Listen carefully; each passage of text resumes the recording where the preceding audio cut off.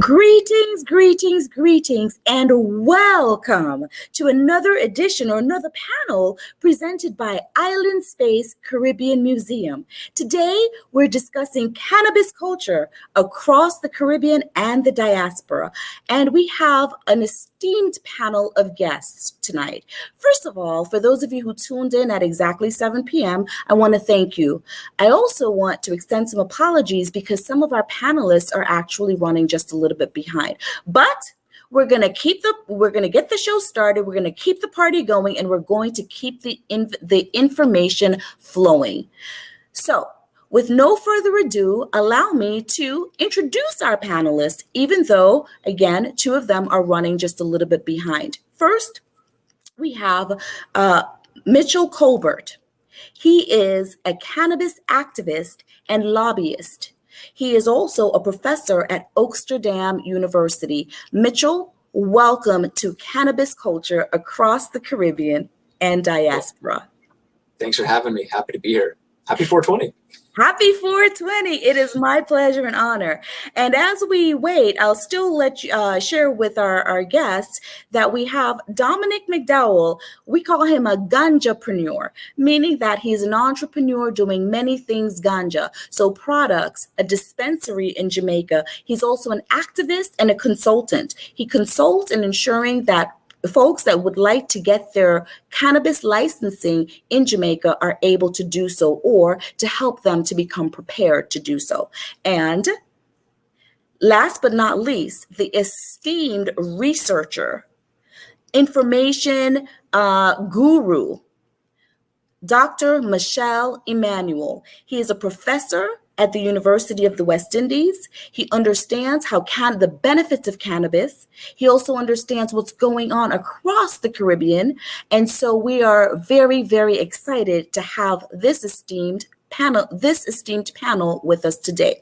So before we get into all the nuts and bolts, and we want to talk a little bit about the history, the present, and the future of cannabis, we gotta break it down about 420, right? There are many, many, many myths about how it got started, when it got started, why it got started, okay? But Machel is going to share with us today the true history of 420. Happy 420, everybody. Machel, please. Awesome. Yeah, so like Andrea said, there's definitely a lot of rumors out there, like, I think in high school, I first heard, it's because it's Bob Marley's birthday. It's definitely not. Bob Marley was born February 6th. I believe that's what Wikipedia told me. Other people have said it's the police code. It's not the police code. It's not any of these rumors that you've heard. What it actually is, it's a group of kids who grew up in Marin County in California. They hung out in high school, and in 1971, they created this code based off when they met after school to smoke cannabis, 420. And also, they had this treasure map gifted to them by someone who was tending a cannabis farm that they had to give up, sadly. So the rumor was, if you follow this map, you'll get to a magical forest of cannabis that's free for the taking. So, of course, these kids met after school at 420 at their favorite smoke spot, got in their car after getting really high, and went off to look for this field of bud, which they never found, but they found lifelong friendship. And they also were very good friends with the Grateful Dead, Phil Lesh, some big musicians who toured the world. And through those musicians, 420 spread all over. High Times ran a story on in 1991, and really the rest is history since then. Wow. And so they call themselves the Waldos. Do you know why? It's, as the story goes, it's because they met by this wall by the Louis Pasteur statue at their high school. So they just were nicknamed the Waldos because they met by a wall. Wow, So, how cool! yeah. How cool is that? Now, also, they're doing amazing things, and you also just Absolutely. wrote an article in terms of where they are and what they've been doing. And today is, well, it depends on who you ask, the 50th anniversary of 420. And I say that because when you and I spoke, I said, you know what, we didn't count 2020. So 2022 will actually be the 50th when we can all go out again and have 420 celebrations. But tell us a little bit about where they are now and what they're doing. Yeah, well, so even with the pandemic, they still met virtually last year for 420, and I imagine they're probably meeting virtually again this year. And yeah, like you mentioned, they're doing a lot of good work. They have a lot of philanthropic partnerships. A couple years back, if I remember right, they released a vape pen with a company here in California and gave the money, the proceeds, to the Drug Policy Alliance. The Drug Policy Alliance is a really notable nonprofit group fighting for drug policy reform. They're doing a lot of great work out there, not just for cannabis, but for all kinds of drug legalization issues. They're also doing a partnership with a watch company called Time Concepts. And there's a line of watches called the 420 Waldo's watches. And I believe the proceeds for that are also going to the DPA. I know it's for drug legalization issues, but I forget if it's specifically a DPA on that one again, but I assume it would be. They're really, really big fans of DPA when we were talking. And DPA, while as you've mentioned, we just want to give a huge 420 shout out to all the great work that you're doing.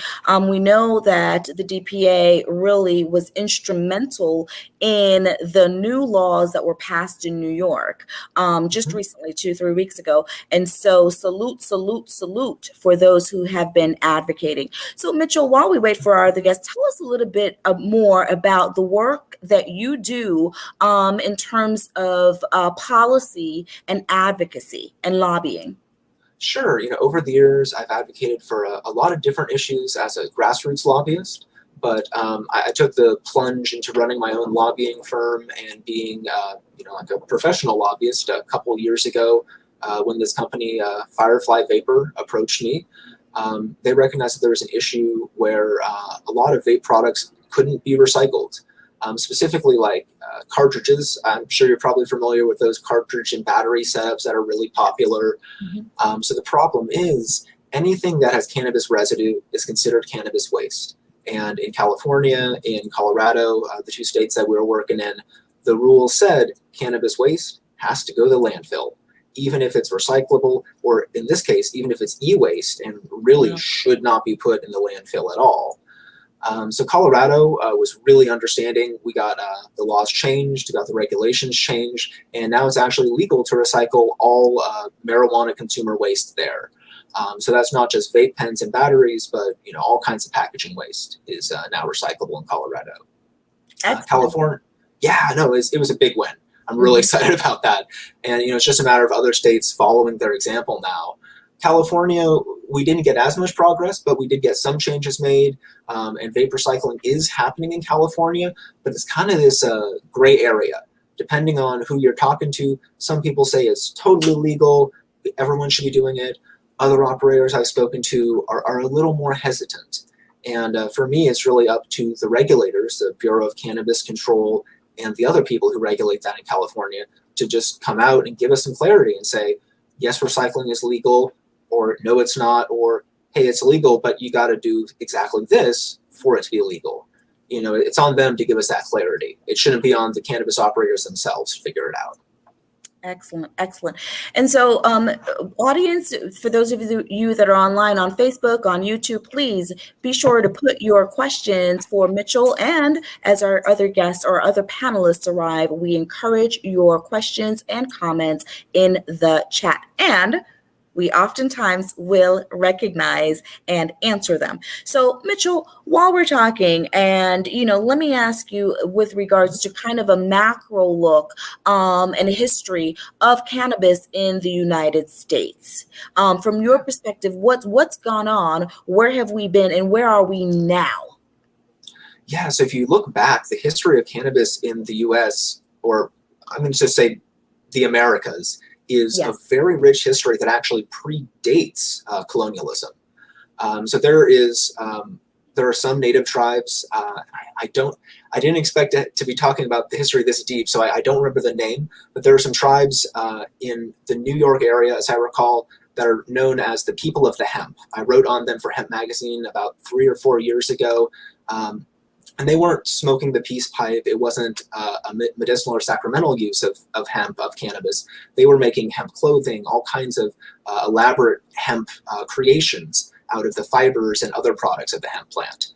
So there's actually a really rich history among the indigenous peoples of North America before the colonists even got here. But if you look at the history of colonialism, a big reason England needed the Americas was they needed somewhere to grow hemp because they couldn't really grow it that well in England. The climate just is wrong. So the Americas were actually, many colonies by law had to produce hemp. So, look at the very founding of this country, it is linked in with hemp, with cannabis. There's rumors that Thomas Jefferson, when he was in France as an ambassador before the actual, founding of America, technically, while we were still colonies, supposedly he smuggled hemp seeds back with him, but not, your fiber hemp, your actual psychoactive, it's going to get you high, real cannabis. It's hard to verify that. I don't know if anyone who was alive when Thomas Jefferson was who can corroborate that for us now. But it's a nice rumor. I'd love to believe that Thomas Jefferson was, the first drug smuggler in our nation's history. But he's a complicated guy. All the founders are complicated people. But Absolutely. What's clear is, hemp and cannabis, it's been there since the beginning.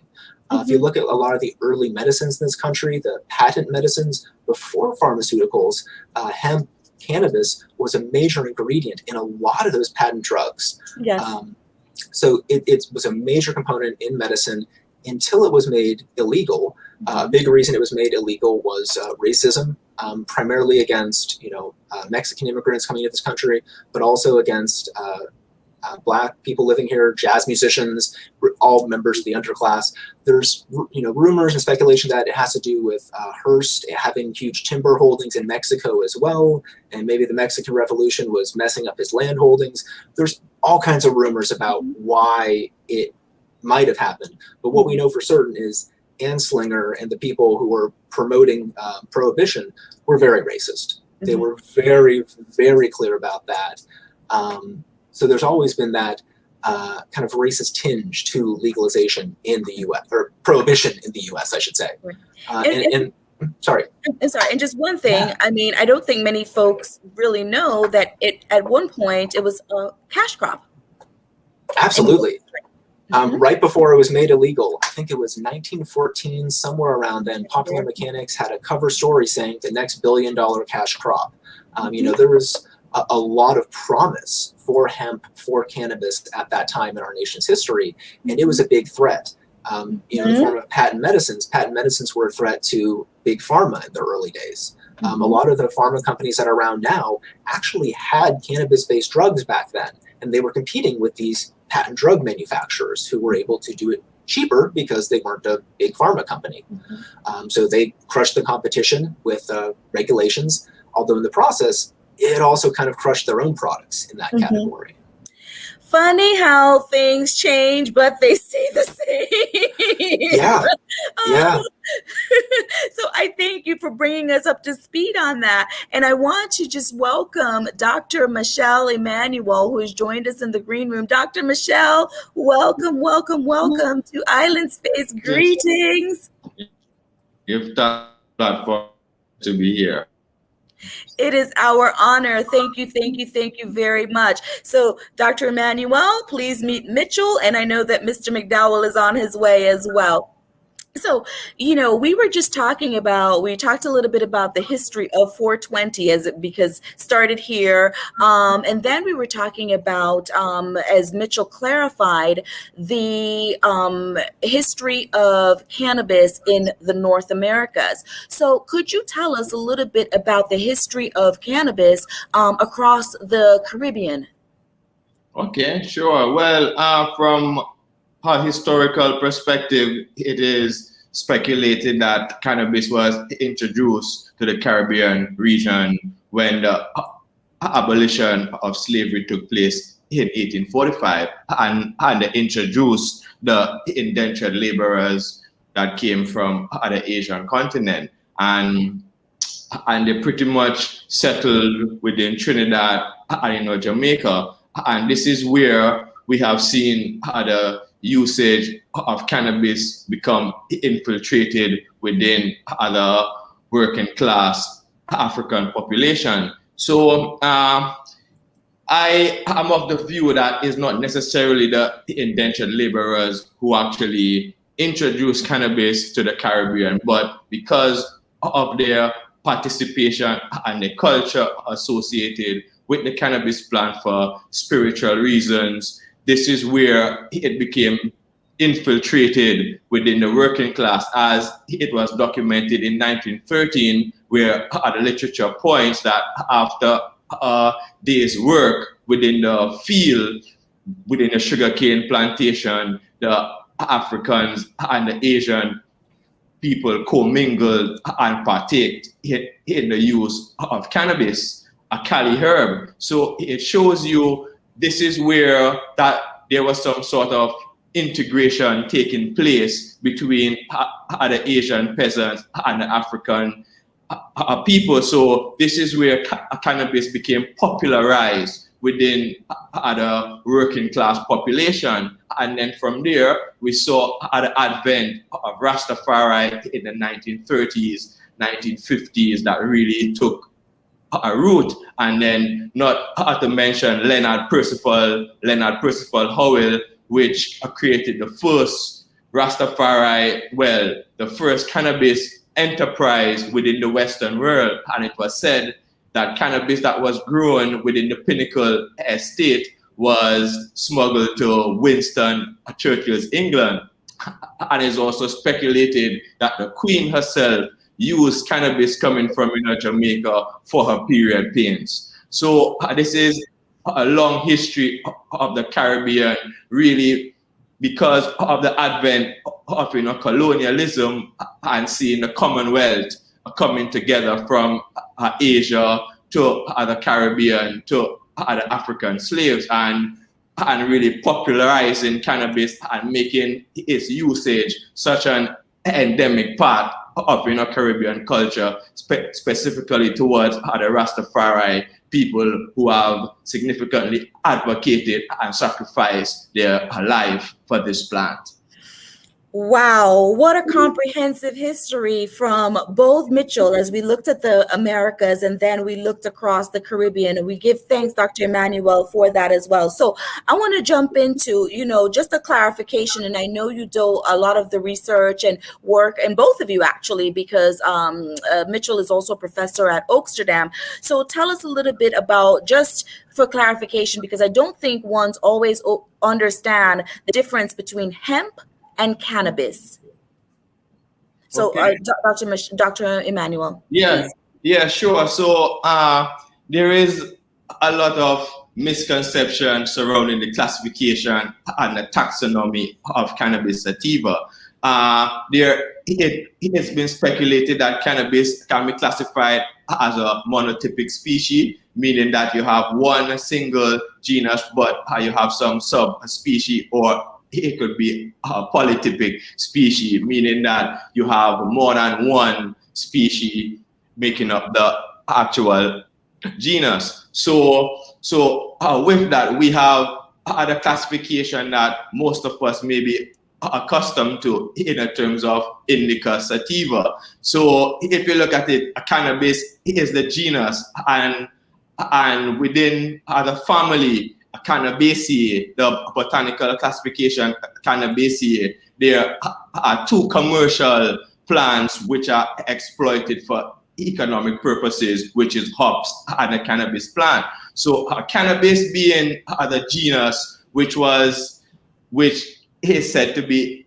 endemic to the Asian region, you see where cannabis, because of its persuasive usage with the human population being so intrinsic, as we know, cannabis being a single species has such a wide myriad of benefits towards humans' well-being, from nutrition to fiber to psychoactive capabilities to medical properties, and even structural properties also from hempcrete. So based on the usage of cannabis has formed a divergent population, meaning from way back in the millennia, people have been exploiting cannabis for purposes, particularly towards humans' well-being, as I said. So cannabis has been used traditionally for its fibers, meaning that cannabis is the strongest tree fiber known in the plant kingdom.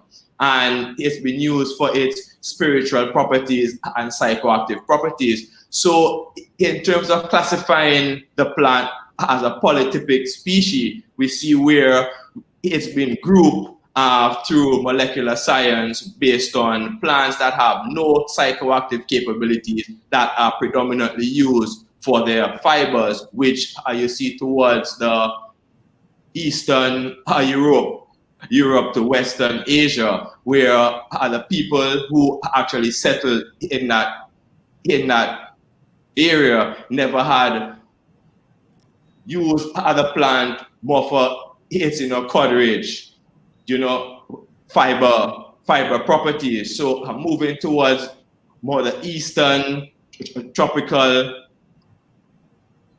Asia, where you see the more Hindu population tends to dominate, you see the plants being used for more psychoactive capabilities there. So we have seen where that divergent population took place based on the plant being used for medicinal psychoactive properties known to be cannabinoids versus the fiber. So you have drug types and you have hemp types. So in terms of the modern day world, hemp can be classified both as hemp for fibers, but we use this term called craft hemp, meaning that there is no psychoactive THC, but is grown for its cannabinoid property known as CBD, which is the non-psychoactive property, and that can be also considered craft hemp.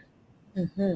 Thank you for such a in-depth overview of hemp versus cannabis. Now, there was a question that I saw, and I was trying to get my glasses on quickly enough to be able to read it. So I'm going to ask, there we go, I can't get the first part right. So Black Venus Clark, is there any truth that by planting hemp in a country it's not indigenous to, it will crossbreed with the local cannabis variety, therefore diluting the potency of the local variety? Hope you understand what I'm asking. Yes, I do. So if you plant hemp too close to cannabis, will everything turn into cannabis and lose its psychoactive properties, or just become craft hemp? I believe that's what the question is. So I'm not even sure who to pose this one to, because I believe that both Machel as well as Dr. Emanuel would be able to. So Machel, you're on screen, so go ahead and please enlighten us. Yeah. So if I understand what that's asking about, cross-pollination is a very real issue, and studies have shown that pollen drift from hemp plants can go miles. So there's actually been lawsuits in Oregon and I believe other states in America where neighbor hemp farms will potentially be sued by their cannabis neighbors because of pollen drift issue with male plants pollinating their plants. But also I've seen it with hemp farms suing other hemp farms, because the reality is you don't need male plants around unless you're doing breeding. And if you have male plants outside, it's a very reckless thing for anyone who's your neighbor. And like I said, the pollen can go quite a ways. And when it comes to cannabis versus hemp, legally speaking in the U.S., all it comes down to is like non-alcoholic beer versus alcoholic beer, the percent, specifically the percent THC, 0.3%. So 1/3 of 1%, basically.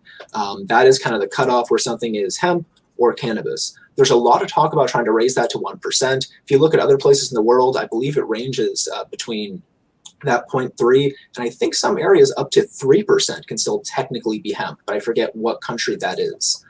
And like when it comes to the crossbreeding, it's like dogs. If you're familiar with dogs, they're all the same species, but everywhere in the world you see a different type of dog because everyone's bred them for different things.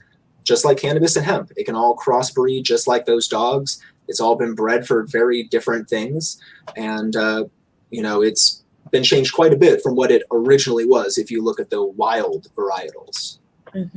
Thank you, Christine, Becky Allen. Yes, I am learning a lot too from both Machel, Colbert, and Dr. Machel, Emanuel as we talk about cannabis culture across the Caribbean and diaspora. Before we head to our first break, I want to just ask about names. What's in a name? We hear ganja, we hear marijuana, we hear cannabis, we hear, the Kali Green, Kaya, Kush, and I could go on and on. So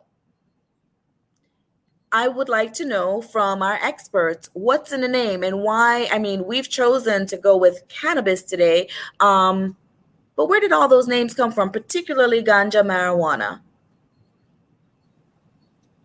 I could probably speak to marijuana more. We were talking about that earlier, the racist history of prohibition in the US. They used the anglicized spelling marijuana with an H. No one knew what that was in America at the time. They just called it hemp.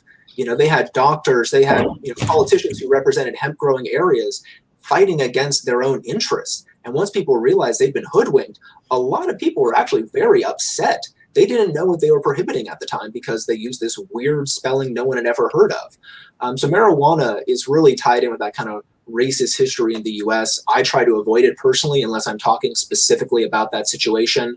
Or earlier, you might have heard me mention consumer marijuana waste. That's because in Colorado, that is the legal term they use. They're the marijuana enforcement division, so everything's marijuana out there. But I personally really prefer the taxonomic cannabis because it's the most scientific. Absolutely. And ganja, I'm going to ask Dr. Emanuel, ganja, where did that come from? Because I know we use that a lot in Jamaica and the Caribbean. Yeah, well, the word ganja or the connotation ganja really signifies the cultural connection with the Asian continent, because within the Hindu language, the word ganja is referred to as hashish, or the more concentrated form of the cannabis plant. But we also see that the river Ganges is also known to have that connotation, ganja. So it shows you that with the infusion of these African population with the Asian, they actually coined this term name ganja, which was pretty much infiltrated within the culture and is used today many years later. Just before we move forward, I would just like to backtrack and just add to the topic based on cross-pollination. Cannabis is pretty much, dioecious plant, meaning you have male and female plants born separately, and you also have monoecious plants, meaning that you have male and female characteristics on the same plant. So a male plant can produce more than 300,000 pollen spores per day during its peak pollen dispersal time. And the main fact is, cross-pollination does take place. As you know, cannabis does not have no pretty petals, or it is pretty much a wind-pollinated plant. So everything of that plant is designed for wind pollination. So once these pollen grains get traversed within the air currents and they land on fertile pistils, these pistils will become fertile and bear seeds. So there are particular techniques that growers pretty much use to minimize this risk of cross-pollination. So it's vice versa. A hemp farm could contaminate a cannabis farm versus a cannabis farm could pollinate a hemp farm. So with that, particular growers would grow from clones, they would do feminized seeds, and now you see where it is coming to produce triploid seeds, meaning seeds that are unfertile. So it don't matter if you grow these seeds and pollen becomes dispersed, these plants would not become pollinated. So it is up to the growers' education, stewardship, growing practice to minimize this risk of cross-pollination. To draw a typical example based on what took place within Jamaica, we see where in the 1950s to the 1980s, Jamaica pretty much grew what is considered to as land-raised cultivars, and these plants are particular narrow-leaf drug types that would take more than 15 to 17 weeks to flower. Today, most of Jamaica cultivars are flower within 7 to 8 weeks, meaning that the modern day polyploidy plants that came from Holland are the first Holland genetics that came here in the 1980s, 1990s. The level of cross-pollination that took place, we see where most of the cultivars grown today has been hybridized by these temperate varieties, and we pretty much don't see our equatorial original land-raised cultivars no more. Excellent. Thank you so much, Dr. Emanuel. And so, we talked about the name. And so for those of you who are just joining us, we are talking about cannabis culture across the Caribbean and diaspora. And so we've talked a little bit about the history of 420. We're also talking about a macro look at cannabis. Where are we? Where have we been? And so before we move into our next section of where are we now in the Americas and across the Caribbean, I would like to, of course, do a shameless plug. Island Space is a not-for-profit organization, and we have several activities that are coming up and ways that you can join us and support our mission of creating a space and maintaining a space where Caribbean cultures unite.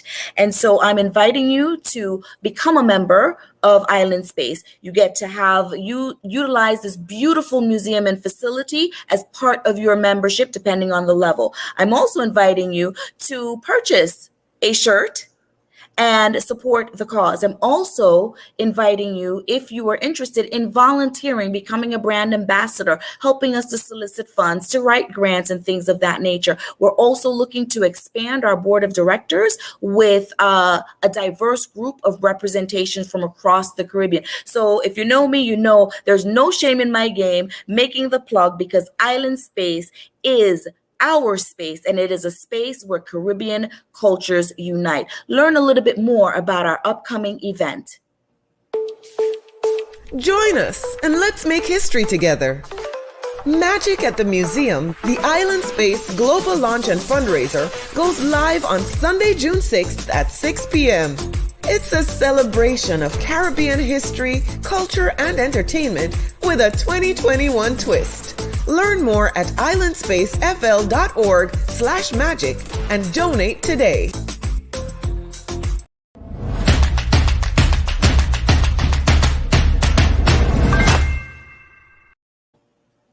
So save the date, mark your calendar, June 6th. We are going to be in this place, and it's a hybrid model. Some people will be on ground, socially distanced, wearing your funky masks, right, representing your culture, and others will be online, and we're very excited about that. Well, our third panelist, Dominic McDowell, has joined us, and so we're very excited to continue the conversation about cannabis culture across the Caribbean and diaspora. So let's talk a little bit about cannabis today. And so I'm going to start with Dominic. Dominic, where are we, particularly in Jamaica? Dr. Emanuel talked a lot, or shared earlier, about the kind of prevalence, I would say, of ganja in Jamaica and Trinidad. And so I know that you do a lot of work in that legislative space and with licensing and things of that nature in Jamaica. So tell us, what are the laws in Jamaica, and what can folks do legally with the herb in Jamaica and across the Caribbean, to your knowledge? All right, so good evening to everyone. Firstly, thank you for inviting me to share. As we further the discussions that can help people to become more informed of what's happening in the space, and also to help them to make more informed decisions that will help ultimately the Caribbean to develop its industry as it relates to cannabis. In Jamaica, the laws are centered around decriminalization for medicinal, scientific, sacramental, and some elements of retail purposes. Within the retail space, we have something that is resemblant of what you would call, it's more medicinal and not recreational. So it's not free sale. There are still limitations in terms of what can be sold and how it can be sold. As it relates to the development of the industry, between 2016 and now, the latest information that has been published up to the 31st of March 2021 from the Cannabis Licensing Authority, which is the regulatory body for cannabis business in Jamaica. There are 78 licenses issued and another 28 that have been granted but not yet issued. So that puts us at a total of 105 licenses granted in total, which is a very, very significant increase and improvement from where we were even 3 years ago, where we only had maybe 4 or 5 licenses being issued at that point in time. So generally, the consensus is that the industry is not developing as rapidly as it should. But if we were to use a developed market like Colorado as a benchmark, in 2015, which was one of their more prominent years, they were at a point where in 2015, when Jamaica was passing the laws for decriminalization, Colorado was a free state, but that was already 7 years after their laws had changed to reflect and allow for development within the industry. Here we are, 5 years, 6 years later with 105 licenses issued, which for a Caribbean nation, that's a significant amount. Now, how licenses are categorized in Jamaica? They are segmented into medicinal research licenses. There are several categories of retail licenses. There are cultivation licenses, which can be segmented in tiers according to land size.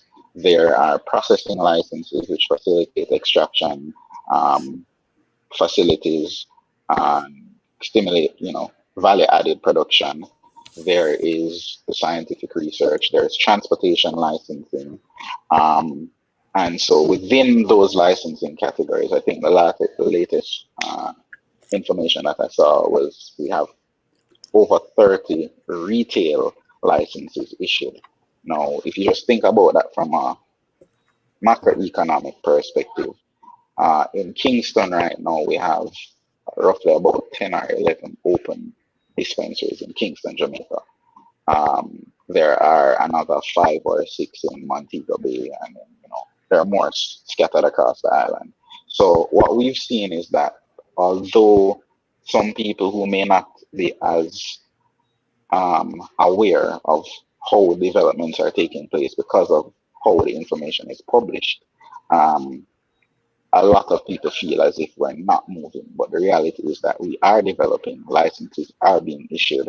There are, in addition to the 105 licenses granted across all licensing categories, there are another 300 plus applications which have been submitted and are at the conditional approval stage. So when you think about that, that's close to 500 applications submitted for licensing within just Jamaica alone.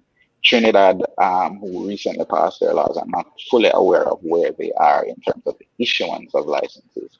But what I do know is that a lot of countries are using Jamaica and how our industry is developing, the good and the bad, to use us as a benchmark for how they develop their industry, learning from the things that we've done right, as well as learning from the things that we may not have made the best decisions on in the initial stages of developing this industry.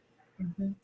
Excellent, thank you. And so, our first of all, let me just say our hearts go out to our friends and family in St. Vincent. And for those of you who are aware, they're experiencing the aftermath of volcanic eruptions, and so we just certainly, if ones can contribute and help, we certainly encourage that. But could you touch a little bit on St. Vincent, because I know that they kind of had just started with medical marijuana, and now with this, do you have any information on that, Dominic? All right, so the last information I saw as it relates to St. Vincent, they were at a stage where they were getting ready to get their industry started. The laws had already changed.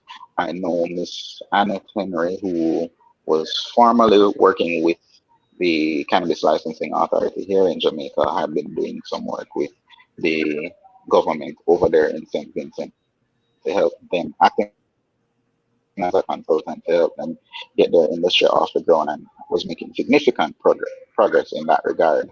I know there have been discussions about synergies with the Jamaican industry and as well as with some local licensees. The current situation that St. Vincent finds themselves in is definitely going to be a setback, not just for the country, but also for the progress of, the industry as a whole. But their model is very similar to what we have here in Jamaica, based on mostly a medicinal and research-based approach to developing the industry. Mm-hmm. We give thanks for that. And so, you mentioned the several categories and sacramental use. And so I'm going to ask Dr. Emanuel to reason with us about that, because I know that my Rasta brethren and sisters want to overstand if they're not living in Jamaica. If you live there, you know, but those of us who travel back and forth and may want to be able to partake, what are the laws around sacramental use, Dr. Emanuel? Yes, well, we see where within the Caribbean, sacramental use in terms of Rastafari has become something that has been come to the foreburner for many legislative authorities. And Jamaica, with the amendment to the 2015 Dangerous Drug Act, was the first time Rastafari was really featured within the law, within that, like granting sacramental rights to Rastafari. So far, we have seen where the Barbados government has also drafted a sacramental bill, which is sort of does not, so the issue surrounding sacramental rights in regards to Rastafari is that the Rastafari people claim that we have sacrificed and we've been using the herb from since then. So to now just grant us sacramental rights without any sort of economic benefit towards this sacramental right that has been given is a slap in the face by the legislative authorities. And we see where in Barbados, the sacramental bill is somewhat very restrictive and does not respect the Rastafari home as a place of worship. So these sacramental bills, and we see where Jamaica recently, a cannabis farmer who is supposedly cultivating under sacramental rights for the church was actually had his plantation burned down and he was locked up and not granted bail. So yes, we have been given sacramental rights, but there is still a lot more that needs to be done in regards to give other Rastafari people this economic right to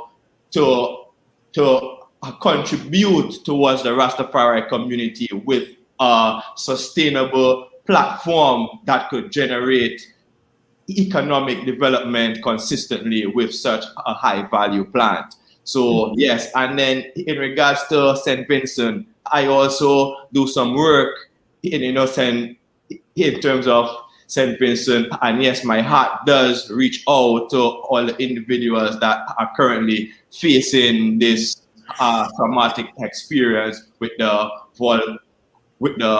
volcano. And if you know the Caribbean, there are 2 Caribbean countries that really have this cultivation background of producing cannabis, cannabis producer countries, which is Jamaica first, and secondly St. Vincent. So anywhere that Jamaica could be supportive to this production arm of St. Vincent, it just shows how the region needs to be very much integrated within the Caribbean cannabis economy, as you know, the archipelago is very different. You have countries that are known to produce, St. Vincent, Jamaica, you have Guyana and Belize, which are mainland. They have large history of large agro industries like sugarcane and rice. They are the prospects to cultivate hemp on a very large scale. You have other countries like Barbados, Antigua, which are pretty much consumer markets,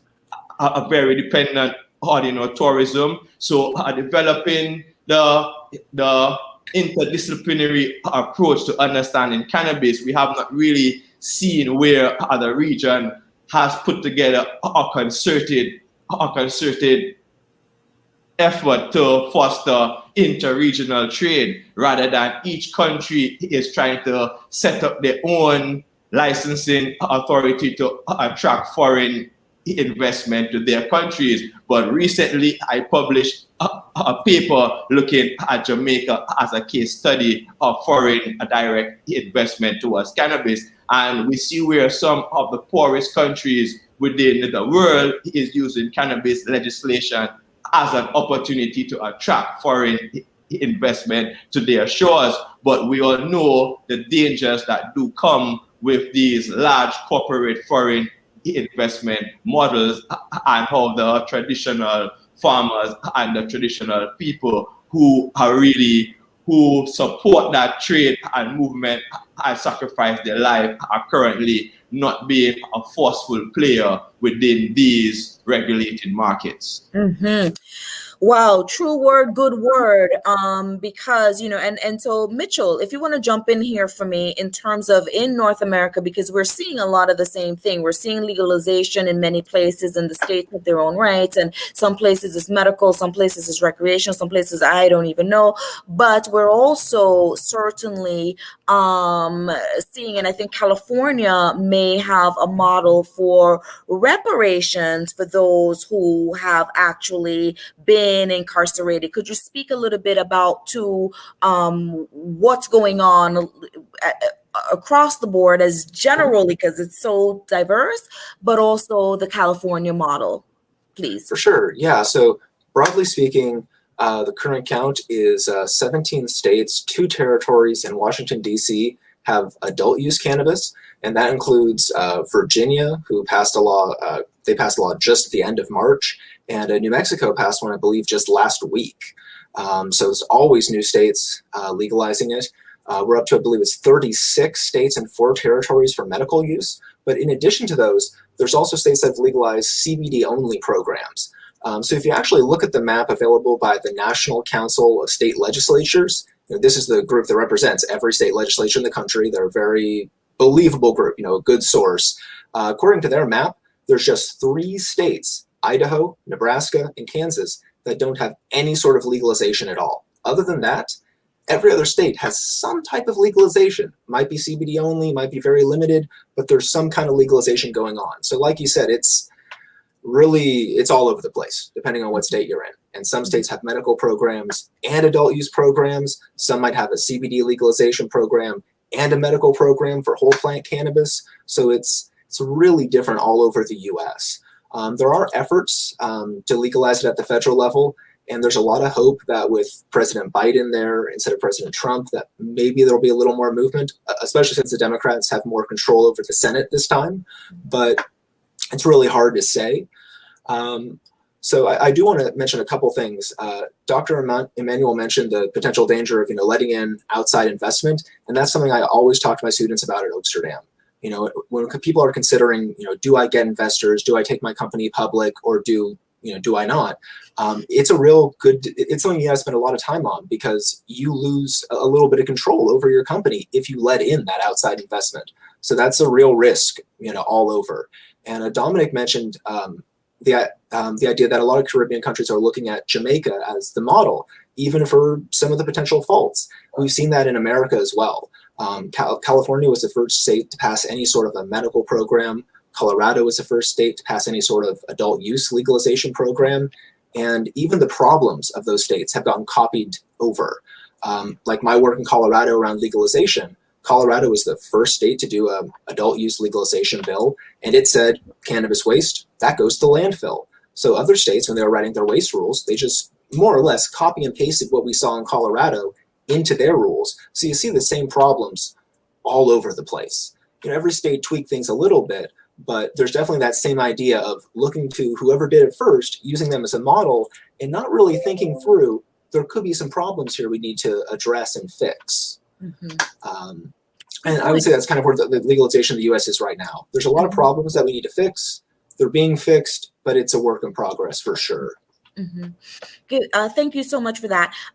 California, I believe I read something about. Oh, wait, sorry. You mentioned equity in California as well. Yeah, sorry about that. So that's a huge thing that California was, I believe, the first state to do anything about. But now other states also have equity programs. It's a little different no matter which state you're looking at. And within California, city of Oakland, city of LA, city of San Francisco, different cities have their own equity programs in addition to the state one. So they've been a real benefit in terms of people getting licensed. The problem that I've heard from a lot of equity operators in California, especially here in the Bay Area, because I teach at Oaksterdam, is based here in the Bay Area. A lot of people are telling me what they really need is assistance paying rent. Rent is very, very expensive, especially for cannabis businesses, because the landlords know, oh, it's a cannabis business. You're going to be making money, right? I'm going to raise your rent a huge amount. But the reality is, because of the tax code in America, they're actually not making that much money. There's this assumption, but it's really not there. So these businesses are being unfairly punished on the rental market. And a way we could really help equity operators out is giving them rent assistance. Excellent, excellent, excellent. One of the things I want you, because we've been talking about medical, we've been talking about recreation. I'm going to ask Dr. Emanuel to talk a little bit about our endocannabinoid systems and, maybe some of the benefits that, because we're seeing a lot for when Florida started allowing for some CBD, everybody, if you said my finger hurt, CBD oil, and I believe it's great. But could you give us some, a background in terms of how it works, why it works, the benefits, and maybe some of the best uses for cannabis in terms of treatment and medical use? Okay. Yes, and to me, there's a big facade based on what is recreational versus medical use. The research has definitely shown that most people who use cannabis for recreational use also uses it for medicinal purposes. So there is indeed a lot of overlap surrounding cannabis usage and categorizing it based on medical versus recreational purposes. Understanding the endocannabinoid system. If we all know, we have mainly looked at the digestive system, the pulmonary system, the endocrine system, and we have the endocannabinoid system. And this means that your body has natural receptors to receive other substrate known as cannabinoids. So in terms of, there are three different types of cannabinoids that exist within this dispensation. You have endocannabinoids, which your human body produces its own cannabinoids. If you know, after you exercise, the runner's high is said to be your endocannabinoids giving you that feeling. Also, baby suckling on breast milk. Breast milk is known to have endocannabinoids, meaning that the baby feels sleepy all the time, gets hungry, gets the munchies. So we see the natural usage of these endocannabinoids that the human body produces endogenously. And then you have phytocannabinoids, which the cannabis plant is known to produce the highest concentration of natural cannabinoids known to man. And then you have synthetic cannabinoids, which we've seen in particular jurisdictions. This has become a serious pandemic problem where synthetic cannabinoids are being sprayed on plants, and the youth in these countries like New Zealand, Australia tend to have a serious addiction to these synthetic cannabinoids. So you have these three categories. So in terms of your endocannabinoid system, it's really there to regulate, to maintain that homeostasis that within your whole human being, to balance out things. So in today's world where many of us tend to live out of sync of the natural realms, we don't tend to sleep well, we don't tend to eat regular, we don't tend to exercise and do things that we really should. So cannabis, what cannabis does is cannabis can help to improve these qualities of life by allowing indirect methodologies to these enhancing qualities of life, such as your sleeping cycle. If you use particular ratios of cannabinoids from CBD to THC, we also use a THCV, CBG, many of these cannabinoids. If we tend to understand the ratios that they exist and how we could treat some of these factors, such as insomnia, anxiety, those more lifestyle diseases that we tend to suffer from because of our modern day lifestyle. So cannabis can help to reset these things. But in terms of the Caribbean, I would just like to speak. The Caribbean is pretty much known for THC particularly, not so much for CBD. And there is this big debate surrounding whether the Caribbean should grow CBD or the Caribbean should not. If you want to be fully integrated within the global space and compete competitively globally, you must arm yourself with the major cannabinoids and also the minor cannabinoids, and be able to create these medical formulations that could definitely enhance people's life and well-being in very significant ways. Wow, thank you so much for that clarification. And so, Chris, you just said that overall we think that recreational use should be just replaced with adult use. And I'm gonna ask, let me read it. There must be a development and quality enhancement approach as part of the licensure standards regime to support and helping farmers navigate the transition into the licensing regime. Replace recreational with adult use. And so I'm going to just round robin that really quickly. Dominic, what are your thoughts on that? All right. So one of the things we've seen in Jamaica over the last few years, I'd say the last 2 to 3 years in particular, is that since there have been more licensed facilities, since the Sacramental growers have established their facilities to a particular level, what you find happening is that in addition to the foreign investment that has come in, there has been a lot of information that has been shared about quality and the importance of standards. Now, one of the things that I'd like to point out is that the Caribbean is not short of standards. We have had people who have been here maintaining the standards over the years, which is why Jamaica and St. Vincent have been known for the quality of ganja that they produce. St. Vincent has wonderful soil that contributes to those things. We have had farmers, especially within the Rasta community, that have studied the plant to that extent and have found ways of standardizing how they utilize organic practices to develop nutrients, to enhance soil production, enhance even harvesting and curing and drying practices. And so what you see happening in Jamaica, straight across the board, within both the regulated and non-regulated space, is that the quality of ganja in terms of potency, in terms of the look and feel, has also improved significantly. I remember 3 years ago at Rebel Salute Herb Curb, which is a yearly event, yearly music festival, which features a section of the event that's dedicated to all things herb. It is the Herb Curb. And 2 years ago, you would maybe have found maybe 1 or 2 vendors who had their stuff on display, farmers who had their stuff on display, that would have looked like a certain quality or a certain level of, yeah, I guess quality of ganja.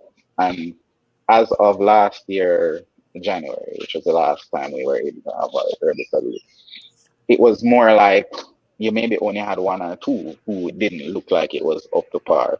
If you go out on the road like, to buy ganja now in Jamaica, it's very hard to tell the difference between what's coming from a dispensary versus what's coming from a non-regulated supplier.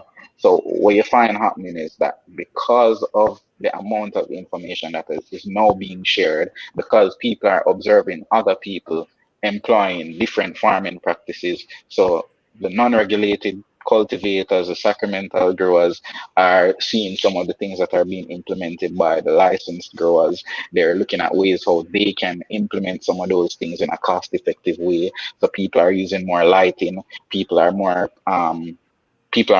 deliberate about even the water supply, the type of nutrients, putting the plants on a proper nutrient program.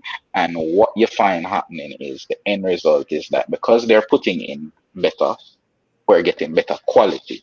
Now, the testing levels may reflect how much that quality has improved in terms of the presence or absence of mold, of heavy metals, as well as just the cannabinoid content of buds, the oils that are being produced.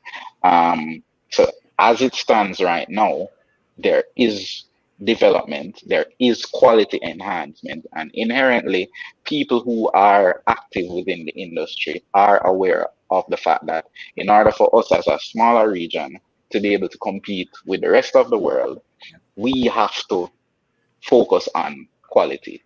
And a big part of that is they have quality, we have quality, we have competitive advantages in that we have naturally fertile soil, we have the sun, we have water that has, better mineral content that can supply these plants. So we are able to produce higher quality output of ganja, whether it be buds, whether it be extracts.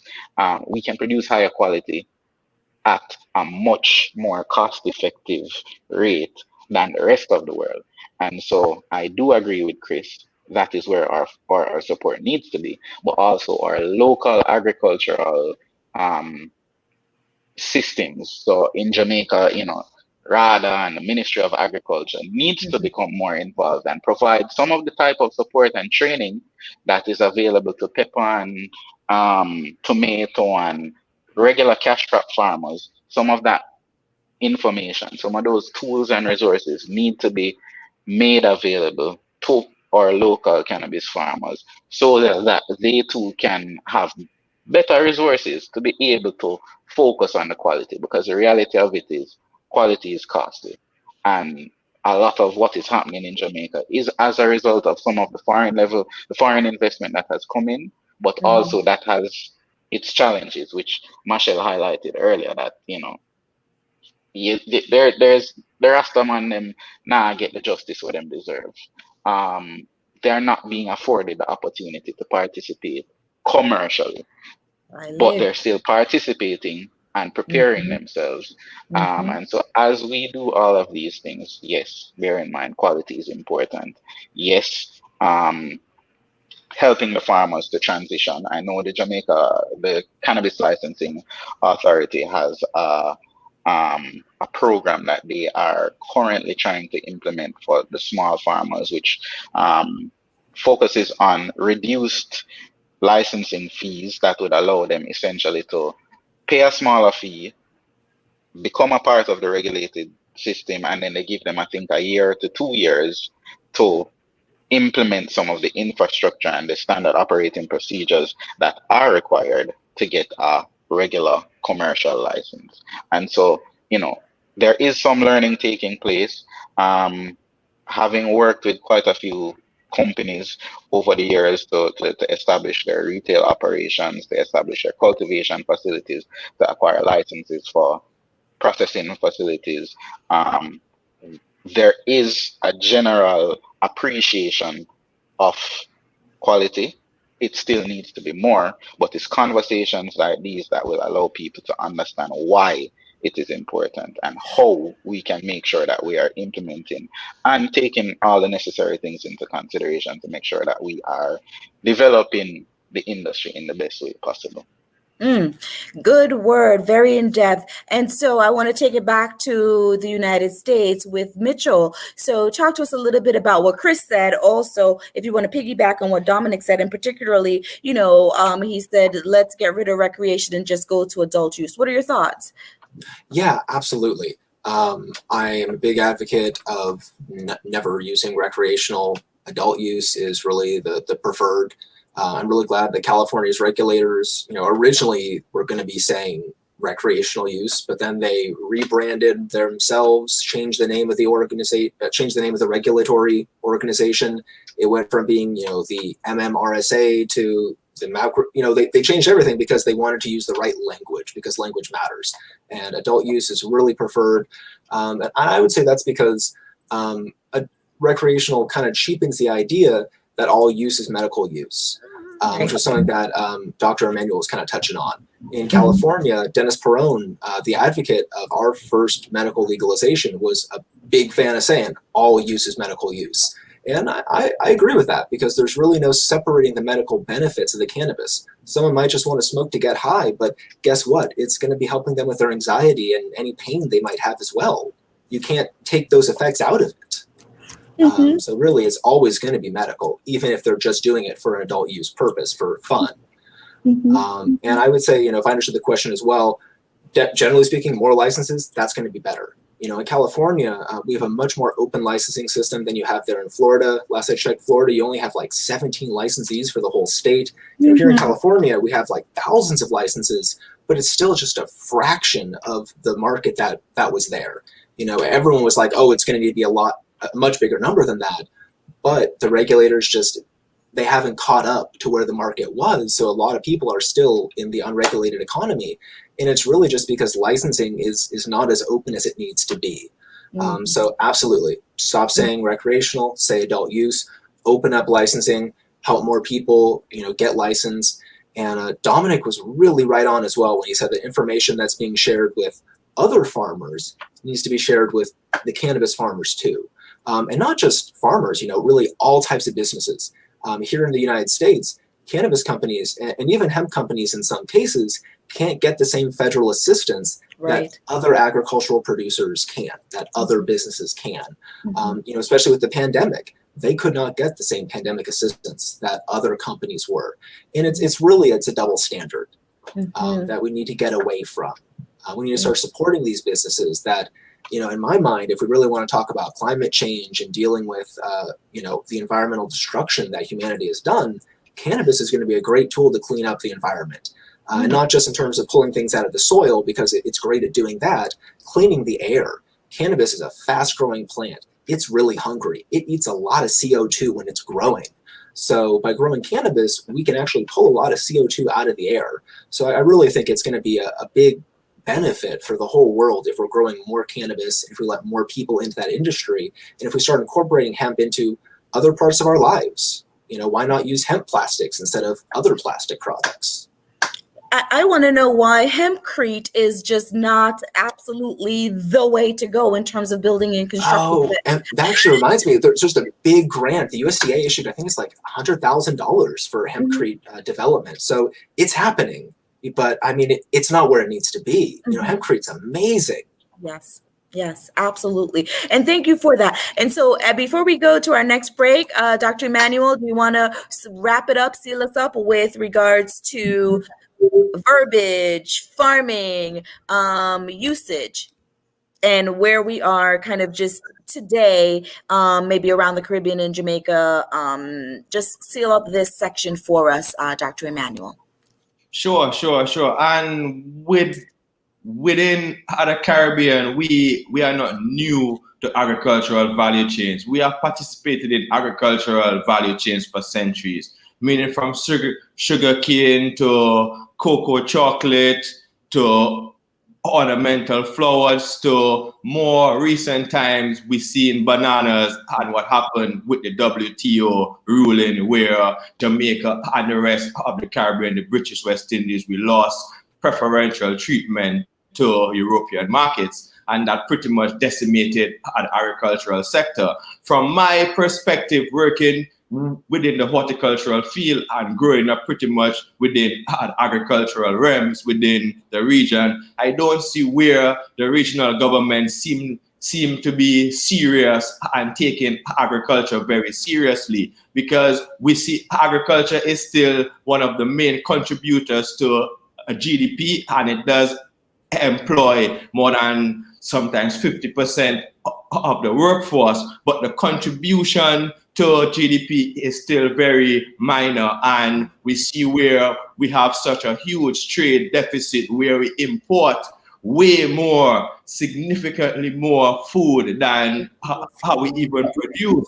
So before we even think about developing a high value agricultural commodity that does take very high usage of energy consumption and technology advancement to maintain quality and to maintain quality assurance and maintain environmental stewardship. So in order for us to understand and prioritize, we need to look at sustainable approaches to producing food and not polluting the environment, which we are used to, and using all these synthetic chemicals, synthetic pesticides, fertilizers, herbicides that really are not conducive to climate change and moving forward concertatively to a more greener planet.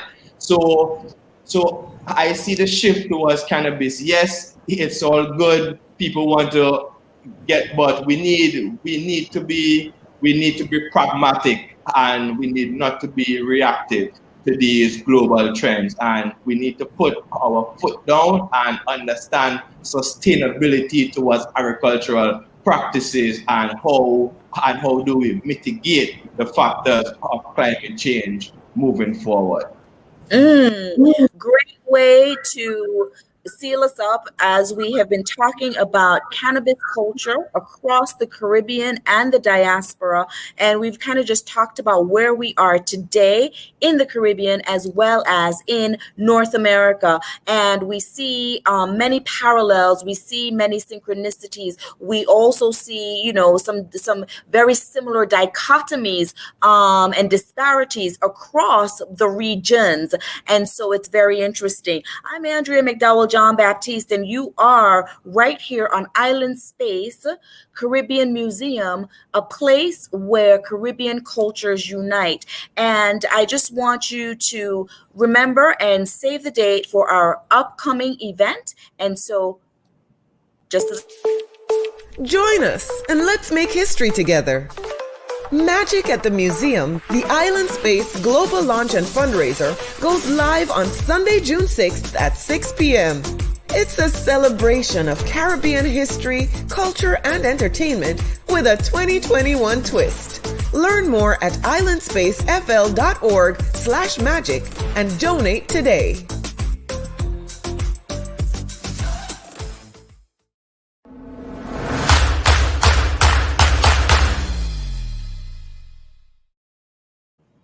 Welcome back. And before we move into our final section or segment where we will be talking about cannabis tomorrow, we would be remiss if we did not say a big thank you and give our shouts out and appreciation to the folks that work tirelessly for free to make sure that Island Space continues to run and to be in existence. So the members of our board of directors, Lloyd Stanbury, Sharice Morgan-Joseph, Sharon McClendon, Leary Mullings, Carl Russell, Tamara Filippo, and of course, sexy man, David Muir. Yes, that is his name. Official.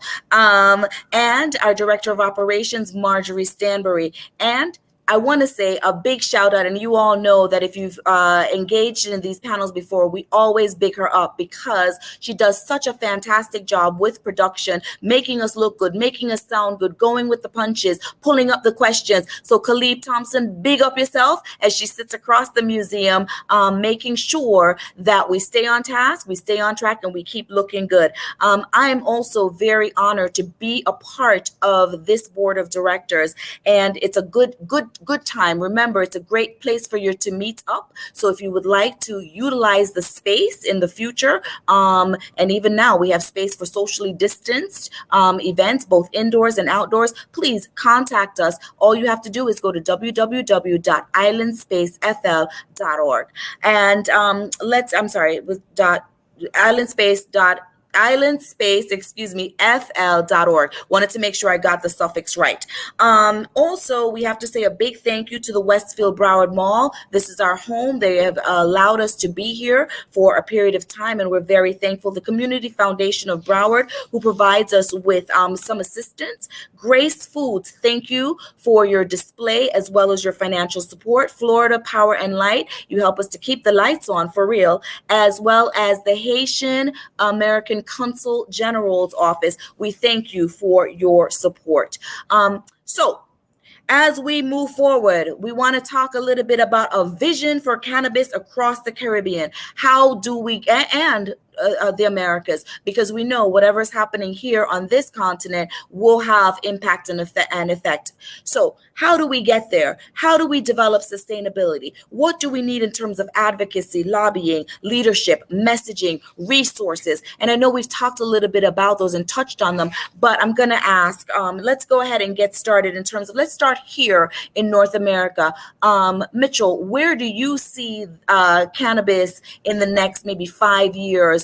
You mentioned on the federal level. What are your thoughts and your bird's eye view, so to speak? Yeah. So, if you look at the Biden administration, it's hard to read the waters. And he's had some appointees like Vinita Gupta, who previously authored an article advocating for the decriminalization of cannabis and other drugs. But then during her confirmation hearing, she's like, oh, I don't feel that way anymore. Then you have other appointees that do seem a lot more pro-cannabis. So it's a little hard to read the Biden administration, himself right now. Cory Booker, who's a real big advocate for legalization in the Congress, recently said in an interview that he's not worried at all about Joe Biden. So, I'm trying to be as optimistic and hopeful as people like Cory Booker and other advocates in Congress are. And, everyone in DC seems very hopeful that there will be some movement under President Biden. If nothing else, the Safe Banking Act just passed the House. It did before, but before Republicans controlled the Senate. The Democrats do now. So it's possible we may get some banking reforms, if nothing else. Those banking reforms will help, all operators, but especially small operators, people who may not have the kind of big investment opportunities that a publicly traded company has. So it's going to be really nice to get those banking reforms, if nothing else. In terms of advocacy, what I would say as someone who's been a lobbyist myself, there's a lot of great organizations out there, the National Cannabis Industry Association, the Cannabis Trade Federation. There's a bunch of different groups out there advocating for cannabis companies. But I'd really say, if a business wants to get involved in advocacy, do it yourself. Do it directly. You can join a group, and that's important as well. But if you have real specific needs, like my client, Firefly, they knew they had this real niche issue of vape pen recycling. So they hired a lobbyist to advocate for vape pen recycling. And I got results very quickly for them. That isn't to say that a big organization couldn't similarly have done that, but it doesn't. I would say from experience, having been in that situation, a lot of those big groups weren't interested at the time. They weren't ready to focus on recycling yet. So, if you want to get that quick movement as a business, do it yourself. Don't wait for the big groups to do it for you. And it certainly would be more customized and, direct. It's what you need. Absolutely. Yes, as opposed to kind of a macro policy and initiatives. Good stuff. And, Machel, you just mentioned banking reform, and I got a text saying, hey, the hemp leaf for the cannabis plant was actually on the $10 bill some time ago. So the US $10 bill. So very interesting. Also, before we move on, I just want to say thank you for those of you who are putting your questions and comments into the chat. We see you. We have probably another 15 minutes or so to go. So now if you have that burning question for either Machel Colbert, who is here in California, he is an advocate and lobbyist, as well as educator. He teaches at Oaksterdam University. Or Dominic McDowell. He is in Jamaica, and he has helped. We call him the Ganja High Commissioner.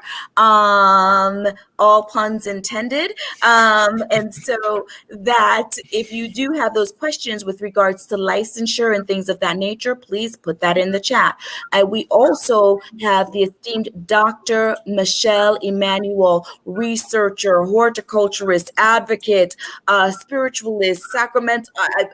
The list would go on, but certainly a leader in information about cannabis across the Caribbean. And I want to say just a quick shout out, point of privilege, to some of my friends and family that are tuned in. Uncle Raymond, greetings, blessed love, and we give thanks for tuning in and always supporting. Leonie, thank you. The JohnBaptiste household, you're tuned in and I appreciate it. All right, so put those questions in the chat, put those comments in the chat, because we do want to hear from you. And we want it to be meaningful. You know, as we sit here and we reason amongst each other, we want ones to be able to walk away with information. I've been taking copious notes because I'm walking away with additional information. So Black Venus Clark said licensing is a little bit too expensive. And I'm going to ask, in terms of Jamaica, what are the licensing, or across the Caribbean, what is licensing? What's the process kind of look like? And is it really that expensive? So everybody's, Dominic, go ahead. Mm-hmm. All right. So it is somewhat expensive. And initially, when I started doing work with clients here in Jamaica, that was a major point of concern for me and my team, as well as from clients, as well as just the general population. What I've learned, having had to liaise with the CLA and represent clients, is the CLA has not received a budget from the government to operate. So in its initial stages, those licensing fees would have acted as administrative and operational costs. Also, because it is not how you call it now, because of the way that they operate and how they verify, the application process takes people through various layers of verification of documentation. So there are a lot of third-party entities that are involved in the process. And so what you find happening is that all of those entities are, if you're doing any regular business, there is a fee associated with verifying land titles, with doing background checks, with doing police records. And so all of these little things have a role to play in the costs associated with licensing. I do believe that their most recent attempt to make it more accessible and affordable by allowing people to sign up and then give them some amount of time to get to that place where they're able to earn and contribute more towards getting licensing in the real way is something that can be applied across the Caribbean. So you start out with a basic fee and then you give people a year or 2 years to, you know, get set up to a certain extent before some of those fees are due. Kind of like a delayed payment is an approach that can be taken. Where I see the industry going forward right now is that I believe the fees will not be as prohibitive in the future once more people are involved, which means that more people need to get involved. Also, we keep talking about an industry and we speak about the various licensing categories, you know, the research facilities, the processing facilities, cultivation facilities, we talk about the retail outlets, but there are other elements of the industry that we haven't spoken about. There are people within the Caribbean, I think it's somebody from St. Lucia that produces an organic nutrient made from the seaweed, sargassum, which is a major annoyance to our beaches and our shorelines. But that is something that can be converted into plant nutrients, harvested and converted into plant nutrients, and that's just floating up on beaches free. And that's full of amino fatty acids and calcium and nitrogen that's good for the plants. We talk about the Caribbean and we're not talking about how we're using the wasted coconut shells and coconut husk and those things that can be used to make coca coir and peat moss. And there's a whole sub industry that can be created around that, who's manufacturing these things that can not only contribute to the sustainability of the ganja industry, but also to other agricultural factors. We're not talking about all of those other things that impact and can influence how the industry is developing and make it a fulsome industry. The industry cannot be focused on just around the plant itself. There are other elements that are involved that have a significant role to play in how well we can move forward, especially as it relates to sustainability. Jamaica is not short of anything. We have banana farms that wasted banana, the rotten banana can be converted into potassium supplements for the plants. I know people who are out here who grow things like peas alongside the ganja plants, because the peas contributes to the nitrogen and oxygen supply to the roots of the plant. So, the complementary farming. And I know Machel, Dr. Emanuel can speak more in depth about how some of these things are things that we need to consider. And everything don't have to be done in Jamaica. There are other Caribbean countries that have their own competitive advantages in certain crops that we can look at and see, how can we employ the waste from some of these things? Or, if you're already doing this particular thing, why not allow them to focus on it? And then we create a regional synergy that looks at enhancing the comparative and competitive advantages that already exist. And some of that is for the government to become more involved, because the reality is ganja is agriculture, just like sweet pepper, just like Scotch bonnet pepper, just like tomato, just like lettuce, just like cabbage. It's a part of the agricultural industry. And so the things that are being put in place for those industries or those crops to support them because of the trade that's happening globally is the same support that we need, because ultimately the countries that are interested in importing ganja from Jamaica, which people are talking about export and that not happening in the way that it should. Export is happening from Jamaica. It's just that as it stands, it's not happening in commercial quantities, mainly because of banking. And secondly, we as a region need to look forward and say, okay, we know banking will happen at some point, but what are we doing right now to make sure that when it does happen, all the countries that are participating are well positioned to be able to operate at the optimal level and operate competitively with the rest of the world. They can't compare to us in terms of pricing or cost of production. So we need to focus on developing sustainable methods of maintaining that competitive advantage. Wow. Great points, Dominic. Thank you. And so I believe it's Providence Pilates. I'm going to ask Lee to put that question back up on the screen. How can the industry in the Caribbean be protected from outside disruptors and destabilizers? And I know Dr. Emanuel kind of started on that, and I'm going to ask him to really pong it in our heads. I heard Machel talk about that in terms of in the classroom, sharing and making sure that one's understood that the risk that goes along with it, there is of course benefits, but do that serious risk benefit analysis. But Dr. Emanuel, tell us how we can help to prevent that while we're still creating sustainable systems. Yeah, and the cannabis industry within the Caribbean region that we are currently developing needs to be more holistically inclusive, right? Currently, we see where the Caribbean region, we have decriminalized and relaxed our legislation to encompass cannabis for medical, therapeutic, and scientific purposes. But based on what we see, the trends within the first world, we see many persuasions were done throughout the first world country through medical gains. However, the Caribbean, the objective, particularly within Jamaica for decriminalizing cannabis, was the mere fact of restorative justice for Marco Dean, which was a laborer that was killed in prison after being caught with a spliff. And that really drive home the need to decriminalize cannabis.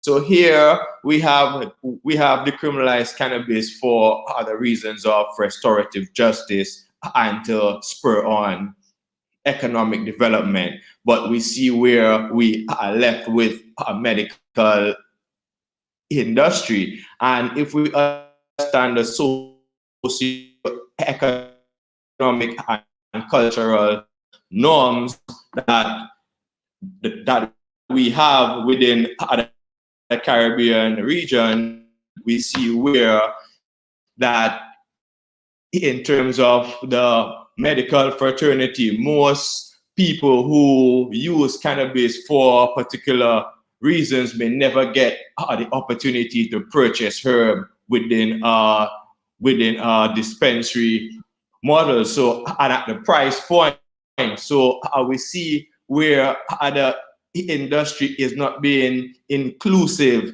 for the larger for the wider population. In terms of protecting, based on the research which I have conducted, we see where the foreign investors tend to start with a similar interest with some of these local partners, but tend to diverge. I could give an example. One of the larger global cannabis companies came to Jamaica, partnered with a local partner, and the aim was to grow cannabis locally to export. To its company was pushing to flood the Jamaican market with all the Canadian products, and not necessarily pursue producing within the local dispensation here. So how we see where these conflict of interest has definitely brought up some discrepancies and some backlashes where the foreign direct investment model has not necessarily aligned with the local partners. But to speak on the other side of the coin, we see where the foreign direct investment is very much needed to support the research and the clinical trials particularly, and to allow that investment in instrumentation to maintain the quality assurance value chain, to maintain public health and safety throughout the cannabis value chain. I am the vice chair of the Cannabis Technical Committee at the Bureau of Standards Jamaica, where we actually gazetted 3 standards called the cultivation standard, the processing standard, and the packaging and label standards. And these standards were really developed to ensure public health and safety and environmental stewardship can be maintained via many of these practices that will be employed throughout the cannabis industry. So there are means, but we need to take it a step further. We also see where the Caribbean or Jamaica has put a ban on edibles, and we see in the United States in 2020 consuming edibles was the preferred consumption method, particularly in the age group between 18 and 35. So to be progressive within these gains, we need to understand these things and be pragmatic in the approach to regulation and not being reactive. So for example, by banning edibles, you just drive that market more underground, and people are purchasing unsafe edibles within the black market. So the onus is on the government and the regulatory authority to understand these needs that the population does have and to see how we can satisfy these needs. We see where we had a talk about cannabis tourism, where we have not seen that being developed, where the Caribbean could particularly have a cannabis tourism tax or develop some like sort of mechanism that we could attract tourists via our tourism product to like use cannabis as a part of their relaxation also. So I see it very demanding. The Caribbean seems to be uniquely poised, and we are there to take advantage, but we need to understand the legislative side and be pragmatic in the approach to legislation and understanding the cultural and socio-economic norms of the Caribbean based on these legislations that we are going to put in place. Thank you for that. And I just realized, I did not know this. I think it was last week that edibles were banned in the Caribbean. And just really quickly, why? Is there a rationale? Yes. The first thing is, as I mentioned, the Caribbean is not known for CBD products. So typically these edibles that were being sold are pretty much dominated by the cannabinoid THC, and we know the psychoactive capabilities of THC. So the fact that there was no infrastructure to provide proper testing and proper dosage specific edible medicine, the government saw it fit to put a sort of ban. But moving forward, they are definitely coming to the table to bring it within the fore to understand regulations surrounding dosage, efficacy, and so on within the administering of this market, the edible market. Thank you, Dr. Emanuel. Okay, we're going to do 2 quick questions because we are beyond our time, but the reasoning and the conversation is so good. I know, put your hands in the air, put a comment in the chat, because I am learning so much, and the flow is just awesome. So I'm going to ask Khalib to go ahead and put back up, I think it was Chris. Chris had 2 comments. One was about a circular economy, as well as I saw something about cosmetology. The circular economy model's principles and practices is a significant opportunity for the region. Anybody want to weigh in on that? Yeah, sure. I'm happy to. Yes, please. Go ahead, Machel. So, the circular economy is something that I'm, with my vapor cycling work, we're working really hard to realize that. The big issue that I've heard from the hemp plastic manufacturers I've heard of in terms of, there's different ways of manifesting a circular economy, but in the cannabis space, a lot of people are looking at how can we use our plant waste for packaging or something like that. The big issue that I've heard is pricing. Hemp resin is just a little bit more expensive than your traditional plastic resin, but that's changing. The price is constantly coming down. I saw somebody else ask about hemp infrastructure, what would be needed infrastructure-wise. Because processing hemp is very heavy. Hemp plants they weigh a lot. There's a huge root ball. There's a lot of plant fiber there. You really need all the infrastructure there at the local level. You really don't want to be shipping it around anywhere because you'd waste so much money on the shipping.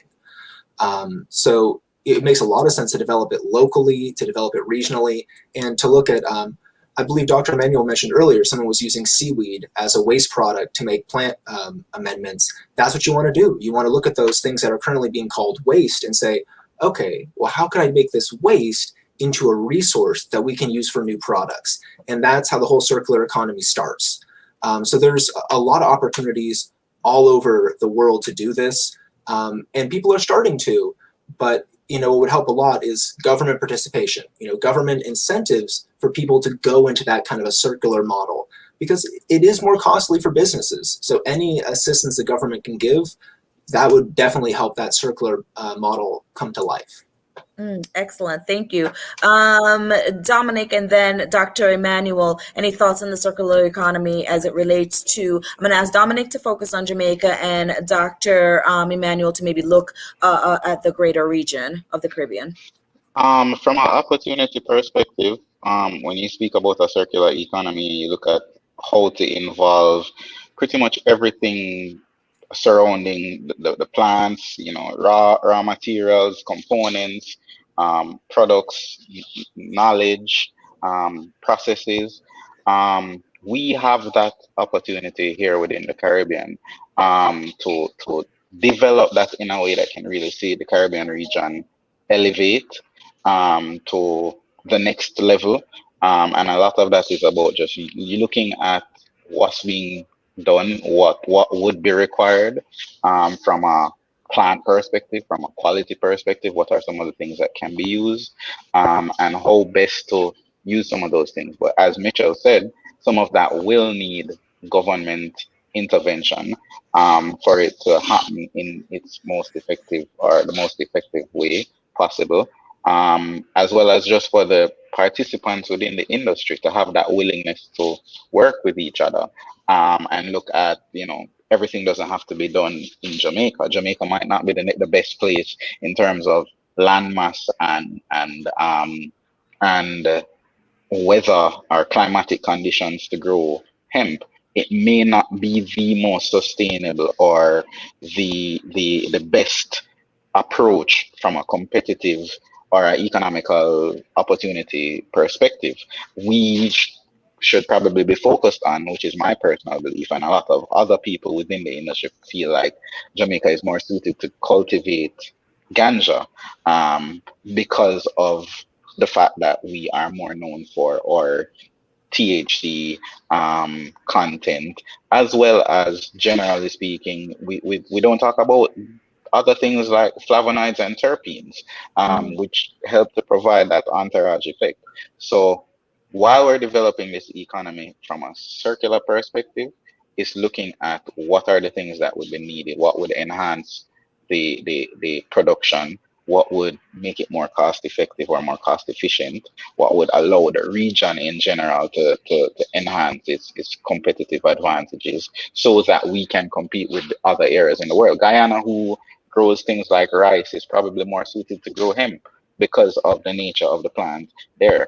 The investment that's coming into the region, my perspective is that while we aim and aspire to export more from the region, it should be value-added production, whether it be hemp or ganja related, because that's where the value is, and that's what will lead to knowledge transfer and more creation of jobs and more research and more information finding. Our schools, UTech, other schools within the Caribbean need to be developing programs that will support knowledge seeking and knowledge sharing surrounding the industry, so it can develop. And it doesn't have to be a degree program, it can be a short program, a certificate, but coming from a recognized, credible institution will help people to have more confidence in getting that level of education, and also will create a better situation where we are in a better position to do more to develop the industry that, as it has the potential to be developed. Wow. It sounds like we almost need a second part to this conversation because, we there's so many different aspects that, as you just touched on, we haven't even spoken about. But Dr. Emanuel, as we kind of wind down, any thoughts in terms of that circular economy, particularly on the macro level across the Caribbean? And speaking from a macro perspective, yes, we see where interregional trade is at its lowest point in the past 20 years within the Caribbean region. And definitely, I think we need to look at generating intra-regional wealth and understanding the cross-linkages across different industries, sectors from tourism to agriculture to industry commerce to processing to agro-processing, and actually connect these dots throughout other Caribbean region where we could definitely generate intra-regional wealth. And by doing so, that would make us a more competitive trading bloc as a region to compete globally with a value-added product, as Dominic said. So as I mentioned before, the Caribbean archipelago is unique based on its biogeographical characteristics, where you have mainland territories like Belize, Guyana, which is uniquely poised to exploit the cultivation of hemp for fiber purposes. They have a history of large agro enterprise, from sugarcane to rice to mechanization. Then you have Trinidad. Trinidad has always been known to be the manufacture hub, where in terms of oil and energy cost. So we see where Guyana is moving to that again, where the cost of energy production within the processing market could be an advantage to these countries who actually possess oil to do this processing. Then you have Jamaica, St. Vincent, which have a large history of cultivating cannabis, producing the raw material. So they have that level of human competence that could be lent throughout the region. And then that leaves us to countries like Antigua, Barbados, Bahamas that have very high consumption rates of cannabis per capita and very little or no production. And this we know fetches very high domestic prices for like cannabis, sometimes some of the highest prices globally, sometimes to 600 to 6,000 US a pound of cannabis that it fetches within these countries. So before every country is looking to export cannabis to some first world country, the aim should be, how do we set a model to create intra-regional wealth that could be more sustainable across the various territories within the Caribbean region, and really encapsulate that within economic development and nation building. And we know that the wide myriad of effects that cannabis does have based on human well-being, from nutrition, the structural fibers to build your house, to nutrition, the seeds, to the psychoactive capabilities, recreation, medical, spiritual. So a cannabis as a single species could touch every aspect of human well-being. Once we understand the aspects and surround a value chain that could be sustainably harnessed within that economic realms to generate sustainable economic development within the region from such a high value commodity. We have seen it with sugarcane, we have seen it with bananas. It's no different why we can't do it for cannabis. So I want to thank the listeners today. It's been a very interactive and instrumental discussion. I want to thank Island Space for putting on this very thoughtful 420, and I welcome and thank all of you all to celebrate this 420 event with me. If you don't use cannabis, we need to understand that you can't buy happiness, but you could buy cannabis that could make you happy and increase your well-being. So I thank you very much. That is a great way to wind down. If you can't buy happiness, you can buy cannabis. And I'll tell you, I've been a cannabis connoisseur as well as advocate for the greater part of my life. And so I thank you, gentlemen, for, this just high quality, interactive,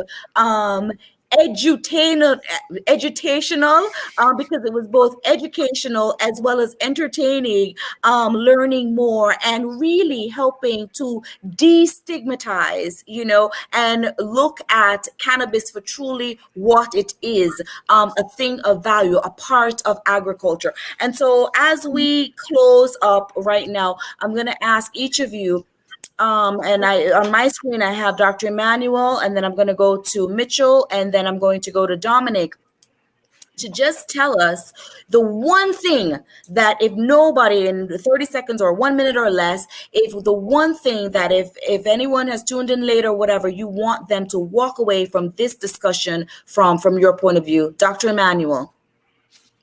Yes, and what really would stand out to me is really to reach out to the people of St. Vincent and the Grenadines, who is pretty much suffering a volcanic explosion, which has pretty much devastated the agricultural sector. So I beg you to keep them within your prayers, and really, if you could reach out and send anything. They are in dire need of water. The cannabis farmers, they would definitely be wanting some help based on seeds, inputs, that sort of thing. But besides that, I just want us to understand that cannabis is an agricultural commodity, and it does serve high value, and it can definitely help it can contribute to your well-being in very significant ways. So thank you very much. Thank you, Dr. Emanuel. And Machel, your one thing.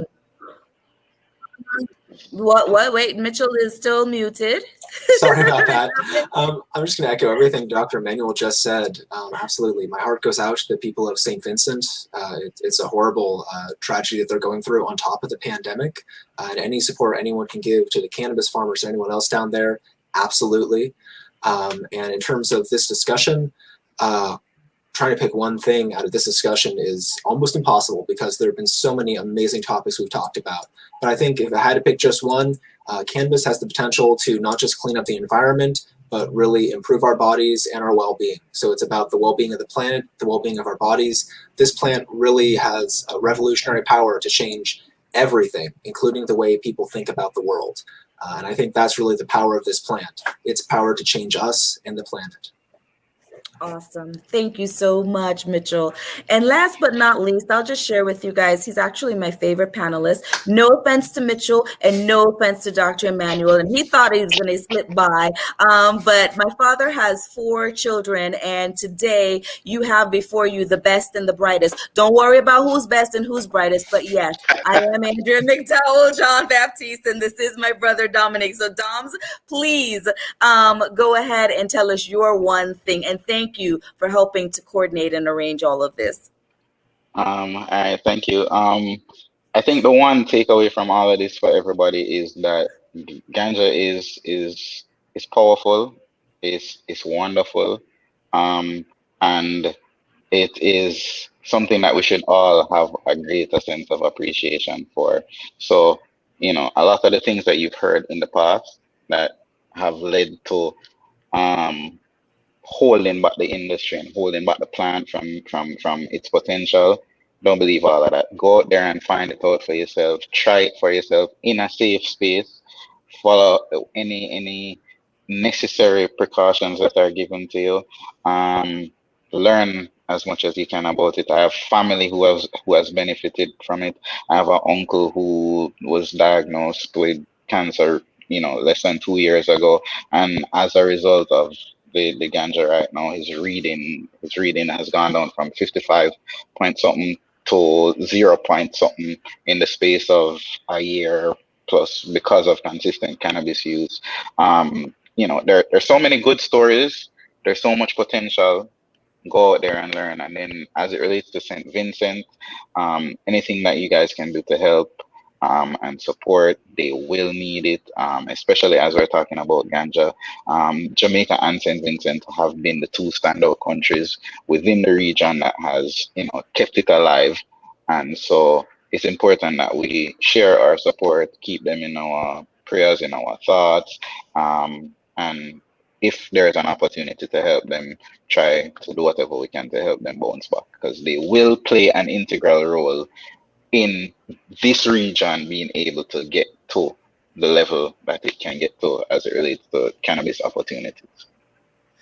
Wonderful. Well said, all of you. And I thank you again, Machel Colbert, advocate, lobbyist, educator in the cannabis space, Dr. Machel Emanuel, educator, researcher, advocate, horticulturist, and Dominic McDowell, the Ganja High Commissioner, licensing expert, advocate, researcher, educator. I am Andrea JohnBaptiste, and it has been my honor to be with you all once again to host another panel for Island Space, a place where Caribbean cultures unite. And we hope to see you in June at Magic at the Museum. Good night. Join us and let's make history together. Magic at the Museum, the Island Space global launch and fundraiser, goes live on Sunday, June 6th at 6 p.m.